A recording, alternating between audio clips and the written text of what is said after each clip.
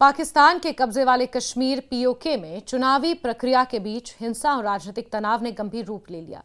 26 जुलाई को चुनाव के पहले चरण के दौरान और उसके बाद रावलकोट सहित कई इलाकों में प्रदर्शनकारियों और पाकिस्तानी सुरक्षा बलों के बीच हुई झड़पों ने पूरे क्षेत्र का माहौल तनावपूर्ण बना दिया।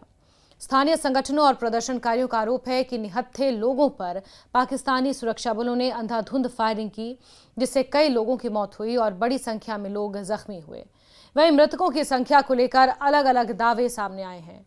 जॉइंट अवामी एक्शन कमेटी ने रावलाकोट में कम से कम 9 लोगों के मारे जाने का दावा किया है, जबकि कुछ अन्य रिपोर्ट्स में यह संख्या 17 तक बताई गई है।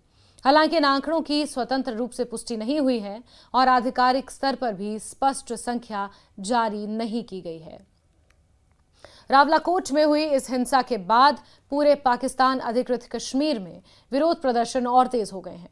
प्रत्यक्षदर्शियों और स्थानीय संगठनों का कहना है कि प्रदर्शनकारी अपनी राजनीतिक मांगों और प्रशासनिक सुधारों को लेकर शांतिपूर्ण प्रदर्शन कर रहे थे, लेकिन स्थिति तब बिगड़ गई जब सुरक्षा बलों ने भीड़ को तितर-बितर करने के लिए बल प्रयोग किया।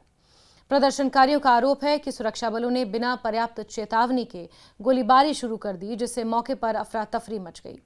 इसके बाद पूरे इलाके में अतिरिक्त सुरक्षा बल तैनात कर दिए गए और कई संवेदनशील क्षेत्रों में सुरक्षा व्यवस्था कड़ी कर दी गई। इस पूरे घटनाक्रम के केंद्र में पाकिस्तान अधिकृत कश्मीर में चल रहे चुनाव हैं। 26 जुलाई को चुनाव के पहले चरण के दौरान सुरक्षा व्यवस्था पहले से ही कड़ी थी, क्योंकि पिछले कई सप्ताह से क्षेत्र में विरोध प्रदर्शन जारी थे। चुनावों से पहले ही विभिन्न स्थानीय संगठनों और नागरिक समूहों ने प्रशासन के खिलाफ आंदोलन शुरू कर दिया था। प्रदर्शनकारियों का आरोप है कि मौजूदा व्यवस्था स्थानीय लोगों की राजनीतिक भागीदारी को सीमित करती है और उनकी लोकतांत्रिक मांगों को अनदेखा किया जा रहा है। चुनाव के दौरान हुए विरोध प्रदर्शनों और उसके बाद हुई हिंसा ने इस असंतोष को और ज्यादा गहरा कर दिया। प्रदर्शनों का नेतृत्व कर रही जम्मू कश्मीर जॉइंट अवामी एक्शन कमेटी ने घटना के बाद मृतकों के नामों की एक हस्तलिखित सूची जारी की। संगठन का दावा है कि फायरिंग में कई लोगों की जान गई और अनेक लोग गंभीर रूप से जख्मी हुए। हालांकि इन दावों की स्वतंत्र पुष्टि उपलब्ध नहीं है। संगठन ने आरोप लगाया कि चुनावी प्रक्रिया के दौरान विरोध की आवाज को दबाने के लिए बल प्रयोग किया गया। दूसरी ओर प्रशासन की ओर से इस संबंध में विस्तृत आधिकारिक बयान सामने नहीं आया है। हिंसा के बाद पाकिस्तान अधिकृत कश्मीर के कई इलाकों में इंटरनेट सेवाएं भी निलंबित कर दी गई हैं। स्थानीय संगठनों का आरोप है कि संचार व्यवस्था बाधित कर आंदोलन की जानकारी और तस्वीरों को बाहर आने से रोकने की कोशिश की गई। इंटरनेट बंद होने के कारण क्षेत्र के स्वतंत्र जानकारी प्राप्त करना कठिन हो गया, जिससे घटनाओं की पुष्टि में मुश्किलें सामने आ रही हैं। पिछले कई हफ्तों से पाकिस्तान अधिकृत कश्मीर में विरोध प्रदर्शनों का सिलसिला लगातार जारी है। स्थानीय लोगों का कहना है कि उनकी प्रमुख मांगें राजनीतिक प्रतिनिधित्व बढ़ाने, प्रशासनिक सुधार लागू करने और बुनियादी सुविधाओं में सुधार से जुड़ी हैं। आंदोलनकारियों की प्रमुख मांगों में विधानसभा की 12 आरक्षित सीटों को समाप्त करना, स्थानीय लोगों को अधिक राजनीतिक प्रतिनिधित्व देना, गिरफ्तार नेताओं और कार्यकर्ताओं की रिहाई और बिजली, पानी और अन्य मूलभूत सेवाओं में सुधार शामिल है। प्रदर्शनकारियों का कहना है कि चुनावों के दौरान इन मुद्दों को नजरअंदाज किया गया, जिससे लोगों का आक्रोश और बढ़ गया। रावलाकोट की घटना के बाद आंदोलन ने और व्यापक रूप ले लिया।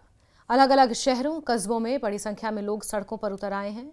प्रदर्शनकारियों का कहना है कि उनका उद्देश्य प्रशासन पर लोकतांत्रिक तरीके से दबाव बनाना है, ताकि उनकी मांगों पर गंभीरता से विचार किया जाए। हालांकि सुरक्षा बलों के साथ लगातार हो रही झड़पों के कारण कई स्थानों पर तनाव बना हुआ है। जॉइंट अवामी एक्शन कमेटी ने चुनावी घटनाक्रम के बीच 26 और 27 जुलाई को 2 दिवसीय बड़े आंदोलन और मुजफ्फराबाद तक मार्च का आह्वान भी किया था। संगठन ने लोगों से बड़ी संख्या में इस आंदोलन में शामिल होने की अपील की। कार्यकर्ताओं उमर नजीर कश्मीरी और एडवोकेट ख्वाजा मेहरान ने नागरिकों से शांतिपूर्ण तरीके से अपनी मांगों को उठाने का आग्रह किया। टडियाल, मीरपुर, रावलाकोट और आसपास के क्षेत्रों में शटर डाउन हड़ताल, जनसभाओं का भी आह्वान हुआ, ताकि विभिन्न स्थानों पर चल रहे धरनों को एकजुट करके बड़े आंदोलन का रूप दिया जा सके। आंदोलन के नेताओं ने बार बार कहा कि उनका विरोध आम पुलिसकर्मियों या सुरक्षा बलों से नहीं है, बल्कि मौजूदा प्रशासनिक व्यवस्था और नीतियों से है। उन्होंने प्रदर्शनकारियों से अनुशासन बनाए रखने और किसी भी प्रकार की हिंसा से बचने की अपील की। नई रणनीति के तहत हजीरा, अब्बासपुर और अन्य क्षेत्रों में चल रहे अलग अलग धरनों को समाप्त कर सभी प्रदर्शनकारियों को एक साझा मार्च में शामिल करने की योजना बनाई गई। पहले चरण में मीरपुर डिवीजन से काफिले रावलाकोट पहुंचे और उसके बाद मुजफ्फराबाद की ओर संयुक्त मार्च निकालने की घोषणा हुई। स्थानीय संगठनों का कहना है कि पिछले कई महीनों से बढ़ती महंगाई, बिजली के ऊंचे बिल, सीमित संसाधन और राजनीतिक अधिकारों से जुड़े मुद्दों ने लोगों के असंतोष को लगातार बढ़ाया है। चुनावों के दौरान जब इन मांगों को पर्याप्त महत्व नहीं मिला तो विरोध प्रदर्शन और तेज हो गए। आंदोलनकारियों का दावा है कि ये हाल ही के वर्षों में पाकिस्तान अधिकृत कश्मीर का सबसे बड़ा जन आंदोलन बन चुका है। रावलकोट में हुई हिंसा ने चुनावी प्रक्रिया पर भी सवाल खड़े किए। विपक्षी समूहों और आंदोलनकारी संगठनों का कहना है कि यदि चुनावों के दौरान शांतिपूर्ण प्रदर्शन कर रहे लोगों पर बल प्रयोग होता है तो इससे लोकतांत्रिक प्रक्रिया की निष्पक्षता और नागरिक स्वतंत्रता पर चिंता बढ़ती है। वहीं प्रशासन की ओर से सुरक्षा व्यवस्था बनाए रखने और कानून व्यवस्था कायम रखने की आवश्यकता पर जोर दिया जा रहा है। फिलहाल क्षेत्र में तनाव बना हुआ है। अतिरिक्त सुरक्षा बलों की तैनाती जारी है। कई स्थानों पर लोगों की आवाजाही पर निगरानी रखी जा रही है।